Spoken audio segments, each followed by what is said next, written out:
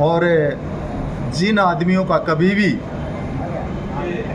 गांव में मेंबर बनने की औकात नहीं, सरपंच बनने की औकात नहीं, और ऐसे आदमियों को एमएलए और एमपी बनाने का काम किया और एमएलए का इलेक्शन लड़ाने का काम किया, लेकिन फिर भी 4.5 साल का समय यहाँ लोगों के साथ धोखा करके एज ए चेयरमैन के रूप में भी और इलेक्शन फाइट करने के रूप में भी जो लोगों के साथ धोखा किया है, तो यहाँ की जनता इस बात को लेकर के कि भाई इस आदमी ने तो खरखोदा की जनता के साथ और पार्टी के साथ धोखा किया है।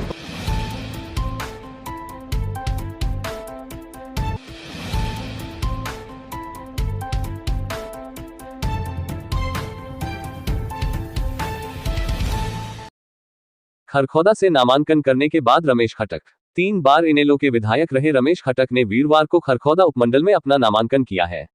अपना नामांकन करने के बाद जननायक जनता पार्टी के प्रत्याशी रमेश खटक ने कहा कि इस हलके व पार्टी के साथ धोखा करके जाने वाले पवन खरखोदा को ये हलके की जनता सबक सिखाने का काम करेगी। जिस प्रकार से उन्होंने पार्टी के कोटे से चेयरमैन रहने के साथ साथ खरखोदा हलके में भी पार्टी का नेतृत्व किया, लेकिन इसके बाद पार्टी व हलका वासियों के साथ धोखा करने का काम किया है। इसका सबक आने वाले मतदान के दिन जनता सिखाने का काम करेगी। इसके साथ ही उन्होंने कहा कि भाजपा के दिन अभी लग चुके हैं, आने वाला समय जननायक जनता पार्टी और आजाद समाज पार्टी का है। इस दौरान उन्होंने बहुमत के साथ प्रदेश में सरकार बनने की बात कही है। सबसे पहले तो मैं आप सभी साथियों का, सभी चैनल्स का तहे दिल से धन्यवाद करता हूं कि आप लोगों ने आज यहाँ पहुँच करके मेरा और मेरे साथियों का हौसला बढ़ाया, और मैं अपने शीर्ष नेतृत्व का भी तहे दिल से धन्यवाद करता हूं कि उन्होंने मुझे खरखोदा से जननायक जनता पार्टी का कैंडिडेट बना करके खरखोदा की जनता के अंदर भेजा हूं। इसके लिए मैं अपने शीर्ष नेतृत्व का भी धन्यवाद करता हूं, और मैं आशा उम्मीद करता हूं कि जैसे मुझे बड़ौदा की जनता ने 3 बार एमएलए के रूप में विधानसभा में भेजने का काम किया, तो मैं खरखोदा की जनता से भी अपील करूंगा कि जैसे मुझे 3 बार बड़ौदा में सेवा करने का मौका दिया, तो खरखोदा की जनता भी मुझे यहाँ से जिता करके एमएलए के रूप में विधानसभा में भेज करके खरखोदा की सेवा करने का मौका देंगे। क्या मानते हैं आपका कहाँ मुकाबला होगा, किसके साथ मुकाबला होगा और कैसे आप आगे बढ़ेंगे? राजनीति में बढ़ाना तो लोगों के हाथ की बात है और जनता ने इसका फैसला करना है, और मुकाबले में जैसे ही चलेंगे, चाहे वो भारतीय जनता पार्टी का कैंडिडेट हो, चाहे कांग्रेस पार्टी का कैंडिडेट हो या और निर्दलीय कैंडिडेट है, तो जैसे ही हम मुकाबले में निकलेंगे, फील्ड में निकलेंगे, तो फील्ड में जाने के बाद ये फैसला तो लोगों ने करना है। पिछली बार आपकी पार्टी का प्रत्याशी मात्र 1500 वोटों से रह गया था, तो अब क्या समीकरण है, पहले क्या मानते हैं आप? हमारी पार्टी ने जो भी कैंडिडेट आया है तो सभी को मान सम्मान देने का काम किया है, और जिन आदमियों का कभी भी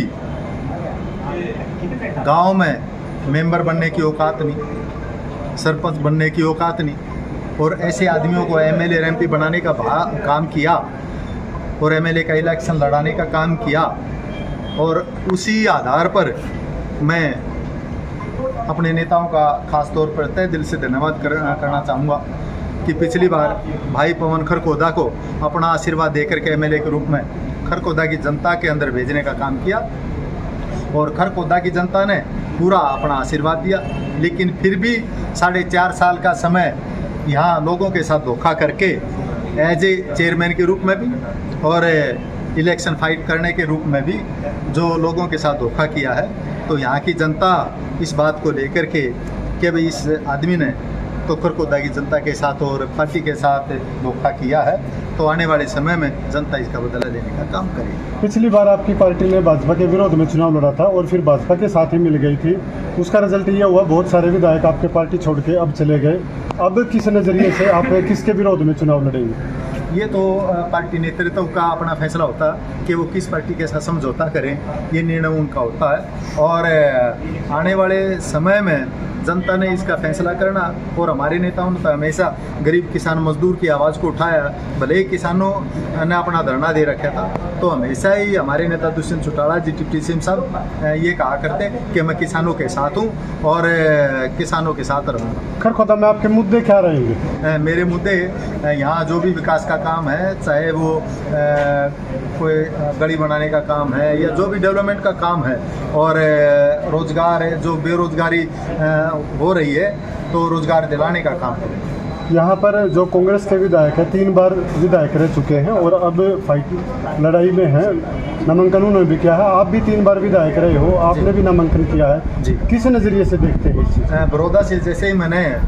इलेक्शन फाइट किया एमएलए के रूप में, तो मेरे मुकाबले में उनके पिताजी ने इलेक्शन फाइट किया था, स्वर्गीय चौरी रामधारी जी ने, और वहाँ भी वो जनता ने मुझे अपना आशीर्वाद दे करके और चौरी रामधारी जी को पराजित करके विधानसभा में भेजने का काम किया। तो उसी आधार पर मैं खरखोदा की जनता से भी यही अपील करूंगा, उम्मीद करूंगा कि जैसे वहाँ से उसके पिताजी को हराने का काम किया, तो यहाँ की जनता का मुझे अपार स्नेह मिलेगा। और यहाँ मुझे उम्मीद है कि मैं जयवीर वाल्मीकि जी को यहाँ हरा करके विधानसभा में खरखोदा की जनता का आशीर्वाद लेकर के पहुँचने का काम करूँगा। शीर्ष नेतृत्व का धन्यवाद करते हैं। निश्चित जीत को सुनिश्चित करने के लिए एक अच्छा उम्मीदवार, एक्स एमएलए, चरित्रवान, पढ़ा लिखा और सामाजिक आदमी जो 24 घंटे जनता जनार्दन की 36 जात की सेवा में रहने वाला हमारा हमको कैंडिडेट दिया है। इसलिए शीर्ष नेतृत्व का, दुष्यंत चौटाला जी का, डॉक्टर अजय सिंह चौटाला का हम बहुत आभार व्यक्त करते हैं। लाइक, शेयर, सब्सक्राइब जरूर करें हमारे न्यूज़ चैनल हरियाणा लाइव 24 को।